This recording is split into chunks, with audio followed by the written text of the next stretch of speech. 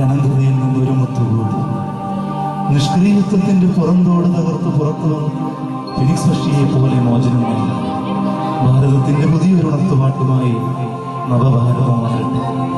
വികസനത്തിന്റെയും സമാധാനത്തിന്റെയും സമ്പൽ സമൃദ്ധിയുടെയും നാളുകളിൽ വഴിയറിയാതെ പകച്ചു നിന്ന നമ്മുടെ മുമ്പിൽ അറിവിന്റെ പ്രകാശമായി അവൻ വന്നു.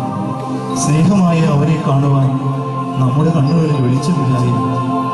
നവ്യമായ ജീവിതം നമുക്ക് നൽകിയ യേശുവിനെ അനുഗമിക്കുക, പരമകാരുണ്യവാനായ പിതാവിനെ സ്തുതിക്കുക, അവന്റെ വഴികളിൽ നടക്കുക, നമുക്കൊത്തുചേർന്ന് ചെയ്യാം, ഒരുമിച്ച് കാതോർക്കാം. യേശു യേശു തിരുസ്നേഹം പകർന്നു തന്നു എന്നാരംഭിക്കുന്ന കാര്യം.